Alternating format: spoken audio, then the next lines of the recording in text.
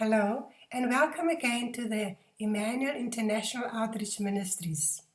This is Caroline Schiesl, your host.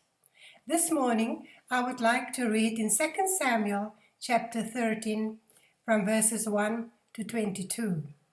It talks about Amnon and Tamar. In the course of time, Amnon, son of David, fell in love with Tamar, the beautiful sister of Absalom, son of David. Amnon became frustrated to the point of illness on account of his sister Tamar, for she was a virgin, and it seems impossible for him to do anything to her.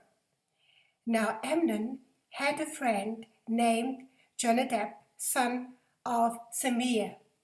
David's brother Jonadab was a very shrewd man. He asked Amnon, "Why do you, the king's son, look so haggard, morning after morning? Won't you tell me?" Amnon said to him, "I'm in love with Tamar, my brother Absalom's sister." "Go to bed and pretend to be ill," Jonadab said. "When your father comes to see you, say to him, 'I would like my sister Tamar to come and give me something to eat. Let her prepare the food in my sight so I may watch her and then eat it from her hand.'" So Amnon lay down and pretended to be ill. When the king came to see him, Amnon said to him, "I would like my sister Tamar to come and make some special bread in my sight, so I may eat from her hand." David sent word to Tamar at the palace, "Go to the house of your brother Amnon and prepare some food for him." So Tamar went to the house of her brother Amnon, who was lying down. She took some dough, kneaded it, made the bread in his sight, and baked it. Then she took the pan and served him the bread, but he refused to eat. "Send everyone out of here," Amnon said. So everyone left him. Then Amnon said to Tamar, "Bring the food here into my bedroom, so I may eat from your hand." And Tamar took the bread she had prepared and brought it to her brother Amnon in his bedroom. But when she took it to him to eat, he grabbed her and said, "Come to bed with me, my sister." "Don't, my brother," she said to him.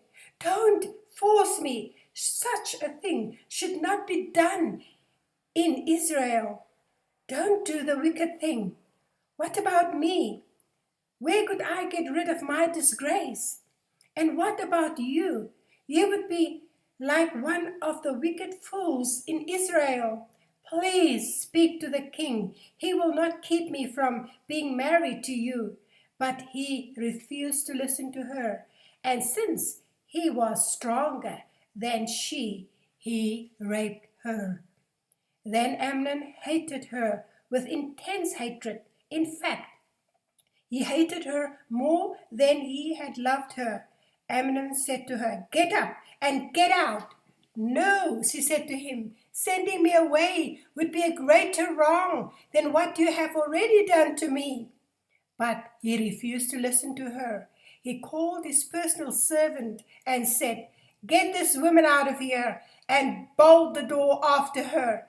So his servant put her out and bolted the door after her. She was wearing a richly ornamented robe, for this was the kind of garment the virgin daughters of the king wore. Tamar put ashes on her head and tore the ornamented robe she was wearing. She put her hand on her head and went away, weeping aloud as she went. Her brother Absalom said to her, "Has that Amnon, your brother, been with you?" "Be quiet now, my sister. He is your brother. Don't take this thing to heart. And Tamar lived in her brother's Absalom's house, a desolate woman. When King David heard all this, he was furious. Absalom never said a word to Amnon, either good or bad. He hated Amnon because he had disgraced his sister Tamar. We looked today at this Jewish princess Tamar. What a sad story. The name Tamar means date palm. The name suggested food, security, and life. She was the daughter of the great King David. Let's look at the bare facts. King David's little family within a big family. There was this wedlock reunion between King David and Princess Maachah. Maachah was the mother of Absalom and Tamar. Princess Maachah was a high-ranking princess from the neighboring kingdom of Geshur. She was bred a royal princess with pure royal blood running through her veins. She was the daughter of the king Tamar of the kingdom of Geshur. Out of this wedlock, there were children born, and they were extraordinary good-looking kids, both Absalom and Tamar. I can just imagine the dreams of this mother. Maachah must have been a very proud and happy mother with such extraordinary good-looking children. She must have had great and extraordinary dreams for each one of them. Absalom was David's favorite son. Her daughter Tamar's beauty stood out wherever she went. She was extraordinarily beautiful. People must have been fascinated by such beauty. It was like a porcelain doll. Tamar probably had a marriage arranged for her when she was a child. This was the usual procedure for royal princesses in those days. But things did not go as planned. Tamar, the royal princess, was a virgin. She was closely watched by the eunuch. She lived in the women's quarters and could not go outside its walls unless accompanied by other women or by guards. She lived a pretty sheltered lifestyle. She also lived a very prosperous and secured lifestyle. Nothing could ever go wrong, but it did. This attack on this young, beautiful princess occurred from the outside. This was a well-thought-out plan to destroy the life of a beautiful, innocent princess. The satanic tool, David's eldest son, Amnon. When Tamar reached puberty, her half-brother Amnon developed an unusual obsession with this young sister. He watched her. He waited in places where she passed. He could not get enough of her presence, and above all, he wanted to possess her. He was not interested nor prepared to offer her marriage. There was no way to get her alone or in his bedroom. He was driven with sexual lust. He was obsessed with his victim. Tamar's interest in Amnon. She seems to have been intelligent and sexually moral, with only sisterly interest in him.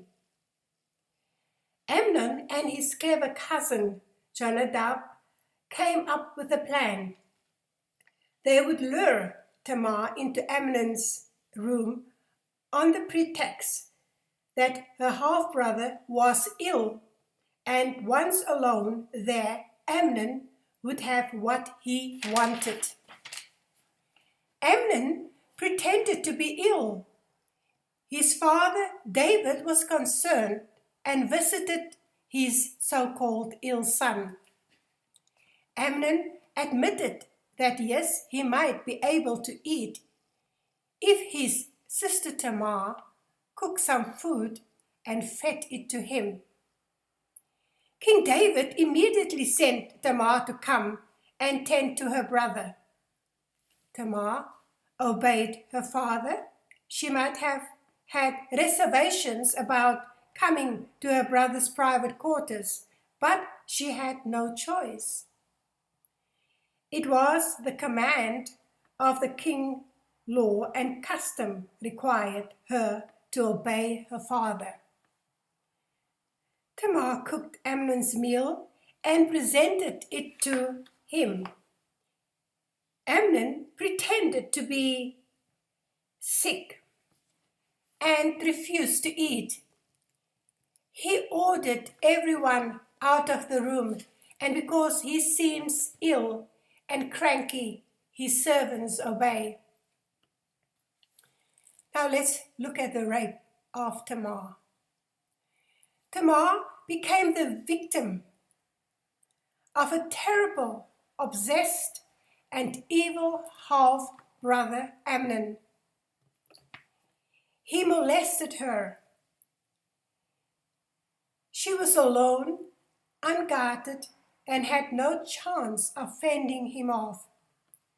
Can you imagine how she must have resisted him the best she could?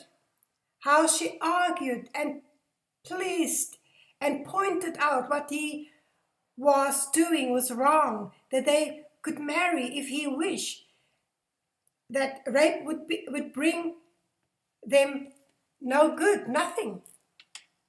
Tamar was struggling for her life, not just for her virginity. If she was no longer a virgin, no one would want her. No one would marry her, even though she was the king's daughter. Her pleading had no effect on Amnon.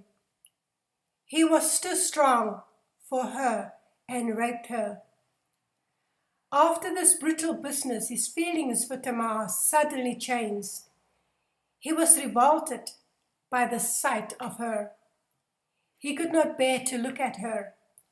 He was filled with loathing and was stronger than the lust he had for her previously.